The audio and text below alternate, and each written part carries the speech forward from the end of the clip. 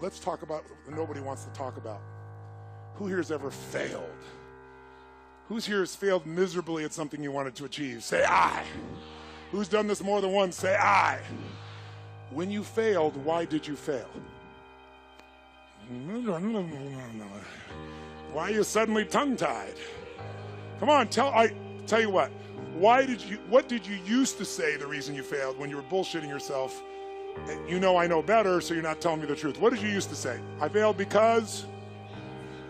Okay, good. I didn't have enough money. What else? Didn't have the right technology. Good, sir. Why'd you fail? I had the wrong people. They say I had the wrong leader. Isn't that interesting? It was the economy. Bad economy. Not enough time. Didn't have enough time. Now, I asked this question for the first time about 7 years ago. I was at this place called TED. Anybody watching those TED videos? And TED didn't have a website or anything at that stage. It was a very small program. It was done for about 800 people in Silicon Valley, most of them billionaire investors, the founders of Yahoo, founders of Apple, the founders of a whole series of companies. And I was brought in, and they say you got 18 minutes, which my shortest seminar is 4 fucking days. So I'm like, you gotta be kidding me. And then before they introduced me, the guy who was introducing me wasn't the guy who invited me. He was an English guy. We're good friends today. But back then he didn't know who I was. He thought I was a motivator. So he got up and he said, first thing he said to me before I went out there, he goes, nice to meet you. Don't have people do that jumping shit I heard you do. So he wants me to take these dead people and leave them dead in this dark room sitting. And I watched before I got up to speak, and there was a woman who was a genius, and she was teaching string theory, which is one of the most complex things on earth. And they gave her 18 minutes, and people were shuffling their feet, and at the end, they didn't even clap for her. They were assholes. They all thought their shit didn't stink. These are all the achievers of the world. So I walk out there, and the introduction he gives me is Tony Robbins is like a motivator, and he's helped a lot of sports people, so maybe you can, create some energy here. He had a very publicized divorce a few years ago. I couldn't fucking believe it. He really did say that. If you watch the TED video, he cut that out because he's embarrassed. So I got up afterwards and I said, God, it's a privilege to be here. I said, I didn't know that my divorce was very publicized, but my ex-wife is very happy. She has tens of millions of dollars, but I didn't come about that. I came to serve you. And then I was trying to figure out how to engage this room, so I asked them a question I just asked you. I said, who here has ever failed? And no one raised their hand in the whole fucking room. So I paused and I said, I know you're out there. I can hear your hearts beating. Who here has ever failed? And I demanded an answer, and then a few people raised their hand. I said, who here has ever failed? And now they started complaining. So I said, great. When you failed, why did you fail? And they said all the things you said. Didn't have enough time, didn't have the right technology, didn't have the money, didn't have the contacts, had the wrong people. The people said we had the wrong leader, right? And then this voice in the darkness, the whole room was pitch black, says, I didn't have enough Supreme Court justices. And I looked down, and it's Vice President Al Gore, who you probably don't know much about American politics, but he and Bush Jr., they tied, basically, and had to go to our Supreme Court to decide who's going to be it, and he lost. And when he said that, we were in Northern California, which is all Democrats, would have been supporters of his. They all stood up and gave him a standing ovation when he said this. And when they stopped the standing ovation, I said, that's one way to try to explain why you didn't become president of the United States. But I wouldn't say it's an accurate one. And there was this pause, like, what the fuck is he about to say? And I said, because let's just do this logically. Everything you people have told me, I didn't have the technology, I didn't have the right contacts, I didn't have the time, I didn't have money. Everything you've told me, I didn't have enough Supreme Court justices. Those are resources. And so you're telling me I failed because I didn't have the resources. And I'm here to tell you what you already know. Resources are never the problem. It's a lack of resourcefulness is why you failed. Because the ultimate resources are emotional states. If you're creative enough, can you find the answer? Yes or no? If you're determined enough, can you find the breakthrough? Yes or no? If you're passionate, loving enough, can you get someone to help you? Yes or no? If there's no way that you're committed, can you find the money even if you don't have it? Yes or no? So I said creativity, decisiveness, passion, honesty, sincerity, love. These are the ultimate human resources. And when you engage these resources, you can get any other resource on earth. And I said, so you told me all the resources you're missing, and you hypnotize yourself into believing that you don't have what you want because you don't have the resources, when the most successful people in history had no resources, but they were incredibly resourceful, so they got the resources. Resourcefulness is the ultimate resource. And if you don't have what you want, stop telling yourself the story because you don't have the money, you don't have the time. That's bullshit. It's because you haven't committed yourself where you would burn your boats. If you want to take the fucking island, burn your fucking boats, and you will take the island, because people, when they're going to either die or succeed, tend to succeed. But most of us give ourselves a way out, and that's why we don't have what we want. So if you and I really want to know what's going to take to get your dream and make it real, it's to stop all the things you told yourself that aren't. And I'm here to tell you what I said at the top of our discussion. 80% of success is psychology and 20% is mechanics. That's true of running your business. That's true of your intimate relationship. That's true of your body. That's true in your level of happiness. So you got to know the 20% because that gives you the edge, right? Those strategies. But you got to know the psychology. If you're in business right now, there's a few things. The chokehold, since, again, how many own a business? So I'm real clear. Really do own a business. You're not thinking about it, you own one. Raise your hand so I can see. Shit, most of you, I'm impressed. So if you own your business, I'll tell you right now, the chokehold on the growth of your business is you. It is not your people. It is the leader of this organization. The leader is the chokehold. And the chokehold comes in one of two forms. Your psychology. You think you've tried everything. You've tried everything but what fucking works. Who knows what I'm talking about here, right? Or it's a skill that you're missing. Like you really are incredible at writing code, but you don't know shit about accounting and finance, and it's eating your business alive. Because I gotta tell you, 96% of all businesses in a 10-year period of time go under. Only 4% make it. By the way, make it doesn't mean that you succeed and have any money. It just means you're still standing. 4%. And by the way, after 10 years, you're set, right? There's no more challenges. Ever heard of a company called Lehman Brothers? Right? 100-year-old company. If you took their gross revenues and added them up, it'd be $1 trillion over the decades. $1 trillion with a T, and they're no longer here. That's how competitive the world is today. So if you got into business and you're in it right now, I love you, I respect you as a brother or sister, and I know you're a crazy son of a bitch just like me. You have to be. Who gets in a sport where the longer you play, the more likely you die? You're a gladiator if you're in business. A gladiator goes out there and they know every time I go out I can die, and the longer I stay in the game, the more likely I die, but every day they go out to win. That takes an incredible psychology. But in that psychology, we bump onto limits, and that's what you got to shift. And if your psychology is solid, then you got to say, where are the skills I'm missing? Because that's equally important. If you don't know how to market in the world we're in today, if you don't know the cutting edge of marketing, I'm only here today. I have the privilege to be with you here. How many of you are in this room because you listened to an audio, you read a book, or a friend? Let me separate. How many are here because you read an audio, read a book, or listened to an audio, and that created the basis for you to want to be here? How many are here because somebody told you, you got to go see this guy? Let me see your hands. You saw that. Let me see your hands nice and high so you can look around the room. So about 85% of the room. I created a brand, and that's why I have the privilege to serve you. But that brand came because I realized early in my career, I can have the best ideas in the world, but they're going to die on my lips unless I can market them, unless I can build a brand. It is the most important thing today because the world is made up of commodities. The world is so competitive. If you're a commodity, if you're a race for the lowest price, you will be out of business within 10 years, probably more like 2 to 5. You have to have something that separates you from everybody else on earth, and until you find out that something, you will be stressed and you will be struggling. But everybody has it, or anybody can create it. That's my expertise. My companies, I started with 0. We do more than 5 billion with a B per year, my companies, combined. How the fuck did you do that when it's not even your focus? Well, thank you very much. I appreciate that very much. All the things I know right now, if I only knew back then, it's no getting over. I appreciate the applause, but I'm not telling you for that reason. I want you to get, I was never even out to be successful in business. I had a mission, but I realized I have to master business or that mission is going to die.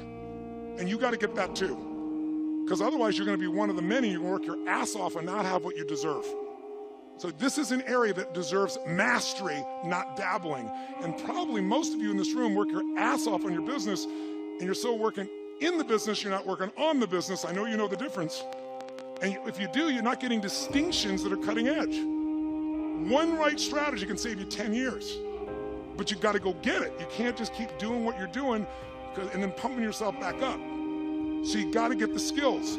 Marketing is one of those skills. Selecting the right people is everything. Who selected the wrong person, and as a result, it costs your business big time. Either in a partner, salesperson, something, raise your hand and say, I. You got to develop a system, pick the right people. You live and die by that. And we all know it's not the person that you hire that hurts you, it's the one you don't fire. So knowing how to pick the right people, knowing how to train those people, knowing what you're going to do in sales, knowing what you're going to do in marketing, knowing what you're going to do in the financial side of your business is everything. You have to master these things. You can't hope and expect your business to be there. So how many of you have a college education in this room? Who's got a college education? Keep your hands up nice and high. How many feel like, clap like crazy if you agree. If you disagree, go, and. How many agree that your college education prepared you for life in the 21st century to give you the greatest results you could possibly get for your body, for your mind, for your business? However, how many wouldn't have traded that experience because there are other things in it that are priceless for you? Relationships, insight, say I. So it might be time for you to up your education. You kind of came here as a taste of that. I'm telling you, because if you're in business, come see me. I'm doing a program you can fly and see it around the world, or you can see a program here in Australia, but you've got to come from the business piece. Let me serve you. I'm not holding you back today. It deserves the 5 days and nights. And oh, by the way, if you make an investment today, what kind of return are you hoping to get? You, sir. You invest in your money, what's the return you're looking for? Real, in the real world, today. No, I'm asking you, what return do you want on a dollar investment? If you invest your money, what are you hoping to get as a return on an annual basis? What are you looking for on an annual basis? 20 to 1. And how often are you doing that? Good try. How many of you would love to get a 20% return? Think that would be extraordinary investment? Say I. If you want to come to an event with me, it's $10,000. That means a $2,000 return. If I can't get you $1 million return, you shouldn't come. If I can't get you immediately in the next year a 130% return, you don't pay anything. I'm not selling you, I'm telling you, don't let this be the end, let it be the beginning. Who's with me on this? Say I. Having said that, if I never see you again, let me give you fundamentally the structure and how to break through on anything. And here's what it is briefly. Breakthrough. What is a breakthrough, by the way, so we're clear? If you say you're having a breakthrough, who's never had a breakthrough? You fought, and then you had a breakthrough. Who's had this happen before? Say I. A breakthrough is when there's something you struggle with for a long time. You say you're going to change. You say you're going to make it happen. You're going to lose that weight. You're going to grow your revenues. You're going to make that profit. You're going to make something happen. You're going to find that relationship. You're going to stop smoking, and you get right near the edge, and then you pull back. Who's done this multiple times before, but then finally had a breakthrough. You broke through and actually changed it. Say I. So jot down what a breakthrough is, and let me give you the 3 steps of it. A breakthrough is a moment in time. That's what it is. It's a moment in time. It's a moment where suddenly what was impossible becomes possible. And what makes it possible is you take immediate massive what? Immediate massive what? Action. For that to happen, for the impossible to become possible, and for you to have action that's going to get results, really, I found over the years, any kind of breakthrough that you're going to have requires 3 things to it. And if you never see me again, and you're ever in a place where you say, I'm sick of fighting this, I'm sick of not getting results I want, I don't want to just learn more, I want to break through. If you remember this and go back to the simple formula, and by the way, I've made this simple purposely. You know why? Complexity is the enemy of execution. The more complex you make it, the less likely you're going to execute. I'm so good at getting people to do things because I make it so damn simple you can't miss it. So let's do it. What's it going to take to have a breakthrough? Before I tell you, let's have you think of an area where you once fought and you finally had a breakthrough. For you personally, what's an area where you pushed and pushed and pushed, you couldn't do it, and you finally made yourself do it and broke through? How many can think of a specific area of your life where you actually did create a breakthrough? Say I, if you can remember one. Oh, say it strong. Say I. Say I. What was that area? Say it out loud. What was the area? Just say it out loud. What area did you break through in? Say it out loud. What was the area? Okay? So now, you've had success before. Let's do it again. I'm gonna show you the 3 things you need for a breakthrough. Any one of the 3 can do it, all 3 of them together, you will absolutely break through. And I'm gonna give them to you in reverse order of importance, meaning I'm gonna tell you the least important thing first because it's the first thing most of you go for. It's not the most important, but it's very important. Now, before I do it, I want you right now to think of an area you want to break through right now. What's an area of your life right now that you'd like to create a breakthrough? How many can think of something you came here for? I want to change this. I want to rip this open. I want to transform this. I want to master this. Who's got an area of your life right now? Great. Sit up in your chair with some energy right now. Sit up in your chair. Make sure the people on either side of you are in a peak state right now. Come on, get them up in a peak state. Show them what a peak state looks like by your example. Come on now. Come on now. Wake it up. Come on. Wake them up. Wake them up. Come on. Oh, yes. All right, right now, pick an area you want to create a breakthrough in. What's an area you want to create a breakthrough in? Money, finance. Great. What specifically do you want to create a breakthrough about money or finance? I'd like some money. Now here's the problem. Ask and you shall. So if she says, I'd like some money, I could give her $1 and go, okay, now you got some money. Let's move on. If you're that general, you're probably getting what you're asking for. You just don't realize it because you're too general. What's the breakthrough you want with money? To be able to travel the world. What prevents that from happening now? Money. So we now know what a real problem is. I'm going to show you what a real problem is in a moment. Somebody else, what's the breakthrough you want? What's the breakthrough? Tell me. Raise your hand. What's the breakthrough? What's the breakthrough you want, sir? What is it? To be a leader for my family. What's preventing you from being a leader for your family? My mindset. What specific mindset? What focus? I'm just not focused enough. Now I want you to listen to people's answers because you're going to see why people aren't changing because it's so general. Someone else, be honest. What's the area you want to break through in? Yes, ma'am. What do you want to break through in? She goes, I want to break through in clarity of what I want to do with my career. What do you want to do with your career? You don't know. I know you don't know, but if you did know and had to tell me right now, what would you say? I want to be up there talking to thousands of people. She doesn't know, and then when I say, I know you don't know, what's the answer? She fucking tells me the answer instantly. She just has a habit of saying, I don't know. And when you say, I don't know, I don't know, I don't know, over and over again, you tell yourself a story, you begin to believe that story. And once you believe it, it's manifest. How many of you have ever had, when you're a kid, you're eating dinner, your parent says to you, could you get me the salt? And you're enjoying your meal, you don't want to get up, so you don't lie, you say, I don't know where the salt is. It's not a lie, you don't know its exact position in this moment of time. And your parent says, you know where it's in the kitchen. You go, I don't know where the salt is, you go get me I don't know, you give me the salt right now. What do you say in your head? As you walk in the kitchen, I don't know where the salt is, I don't know where the salt is, I don't know where the salt is. You open the cabinet, really do look. It's not here, it's on the second shelf, they tell you. You think, I don't know what the salt is, I don't know what the salt is. You look and say, it's not here. They come storming the kitchen, they reach right in front of your face, and they go, what is this? Who's ever had one of these experiences? Say, I. Now here's my question. Did your eyes see the salt? Yes or no? Yes, your eyes saw the salt, but your mind did not allow you to perceive the salt because you told yourself a story over and over again, a belief over and over again, and it didn't want to make you a liar with yourself, so you created what's called a scotoma, or a blind spot. Now, if you listen to all the people here, they're all searching, so let me give you the answer. 3 keys to a breakthrough. Think of the area you want to have a breakthrough in right now. Your body, your money, your relationships, your career, your business, your joy, your happiness, and let's look at what your choices are. First element, there are 3 S's for a breakthrough.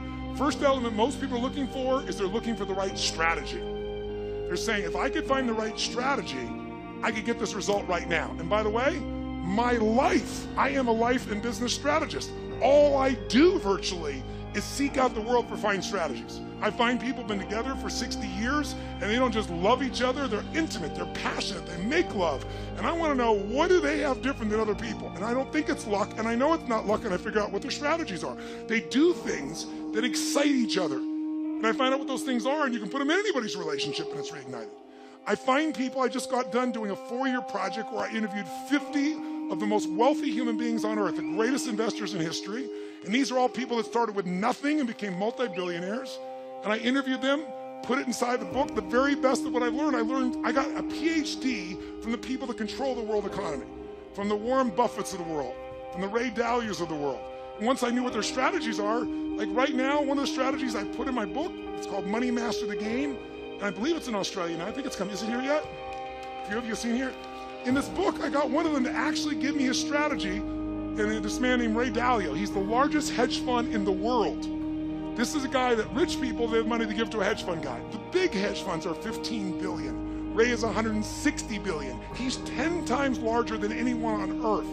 You have to have $1 billion net worth and give him $100 million 10 years ago to even begin investing with him. Now he doesn't care how much money you have, he won't take your money. And I got him to give me the strategy that he has all of his personal money and he's never told it to anyone on earth, and I put it in the book because I convinced him you're not taking anybody's money anyway, so you're not getting, all the money you could ever take, you're taking, you're giving up half your net worth. I'm going to give this to the average person. Anybody that followed the strategy last year beat the stock market. The stock market in the US was 13.2, it did 15.6. In October last year, his strategy, not mine, I just got it from him.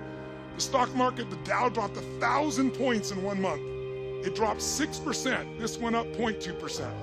First 7 days of this year, the market was down 3%, this is up 1%. Right now, it's up 3.5%, the market's up about 2.25%. And in the last 75 years, it's made money 85% of the time. Imagine. And when it lost, it only lost 1.6%. And when it wins an average of 10%. If you could go to Vegas and win 85% of the time at 10% and lose 15% of the time, how often would you fucking play? It's in the book. That strategy you do once a year, you rebalance it, and you're done. That's how powerful it is. And it's only not worked twice, 2008 and in 1932. And in both cases, it did twice as good as everything else, but it did lose money. Now, that's the power of a fucking strategy. But getting it from the best on earth, that's what I do. Now to do that, I spent time, energy, money, effort. It didn't interrupt me. I had to pursue it. I had to expect no answers, but I want the answer, and I got it. So I know the power of strategies if anybody else does. But I want to tell you, most of you want to lose weight, you're looking for the strategy. You want a relationship, you're looking for the strategy. You look at business, you want your strategy. All good things. The right strategy, save you years, save you decades. Convert results in minutes that you would have struggled for forever. So I know the value of strategies. But with all that I just said about strategies, they're not the most important piece to a breakthrough. Because think about it, 70% of the United States is overweight. I don't know the current number in Australia, but it's starting to catch up to the US. Most of the world is catching up to the US. We've polluted everybody else with the same lifestyle. And so guess what?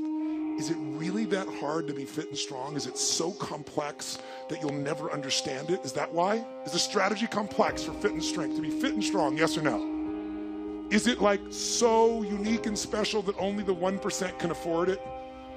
No. In fact, don't you have to work your ass off to avoid the information that can make you fit and strong?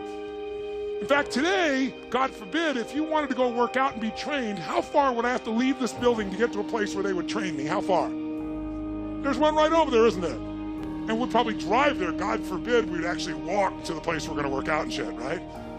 And oh, by the way, you don't have to do that. Now you can take out your phone or your iPad right now and download 10 books. We're living in a world where the strategies are all around you. So strategy may be your problem. Often it is, but more often you're missing the number 2 thing you need, and that is the right story. Because the story you have about your life, about your business, about the area of your life that's not where you want, the area you're breaking through, your story is what's making you be stuck. What's a story? It's a belief that you tell yourself over and over again, like, I don't know what the salt is, I don't know what the salt is. You tell the story so often you believe it. A man once said, you tell a lie big enough, loud enough, and long enough, sooner or later people will believe you. Who said that? Hitler. And most of us are Hitler in our own minds. We convince ourselves of challenges. So when a person says, well, you know, I've tried, someone who hasn't lost weight, they'll say, I've tried. Come on, what do they say? I tried everything. Bullshit. If you tried everything, you'd be fit and strong. Well, I've tried thousands of ways. Thousands? Name them. Well, I've tried hundreds. Name them. Well, I've tried dozens. Name them. Well, I did do these 2 stupid things that don't work over and over again. Mine was, I'm big boned. I am big boned, but I was 38 pounds heavier with the same bones. So we often say things that are true to back things up. They are true, you're big bone, but that is not why you're fat, right? So the story keeps us from it. If you don't have the relationship you want, what's the story? All the good ones are gone, and they're gay and I'm not, or they're not gay and I am. That's the story. The story is there. In fact, write this down. The only thing keeping you from getting what you want, the only thing keeping you from getting what you want is the story you keep telling yourself about why you don't have it. The only thing keeping you from getting what you really want is the story you keep telling yourself about why you don't have it yet. Here's what I say. Divorce your story and marry the truth. Divorce your story and marry the truth. And don't make it one of those divorces where you revisit with your old past belief system again. Divorce it, cut it off, and marry the truth. The truth will set you what? But you got to develop the empowering story, because without that, now some of you think an empowering story is the one that allows you to keep going at what doesn't work. I'm not talking about a story where you cover your ass and explain that you're still going to achieve what you want someday in the future, because no one can argue with that because the future's not here, but really you're not doing anything to change significant. Who knows what I'm talking about here? Say I. So you've got to find a story that's going to empower you to act. A story that's going to get you to find the breakthrough, because otherwise, with a lousy story, you'll never find the strategy, or you'll come up with a reason why it's too expensive, you can't get there, you can't access it, or you'll even get the strategy and then half-assed apply it just so you can reward your story that says it doesn't work because I tried it. Like, it's all bullshit, it's bullshit, it's bullshit, it's bullshit. Jumping and doing something different in your head. Of course it's not going to work, you're not doing it. It's self-fulfilling. How many follow this? Say I. So I want you to get, this is the secret. And by the way, I don't want to make it so strategy doesn't matter, because it does. Let me give you a quick example. Is there a single guy here? Raise your hand if you're a single guy.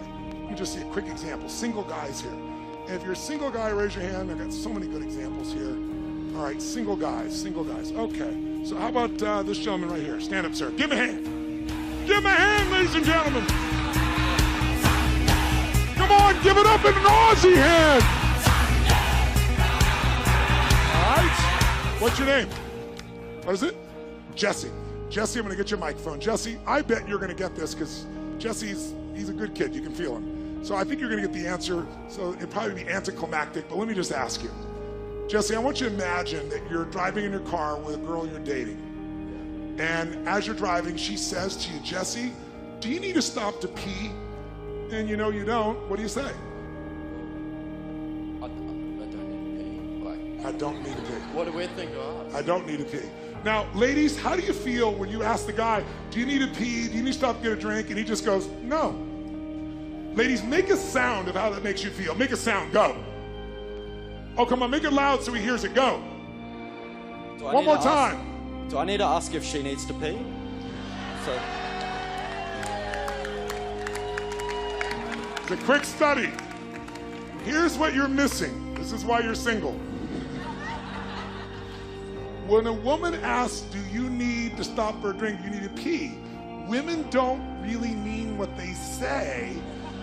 They give you clues and want you to be a detective and uncover what they mean, because this proves that you really care. It's quite complex, this shit, but I'm going to educate you right now. So when she says, do you need to stop to pee?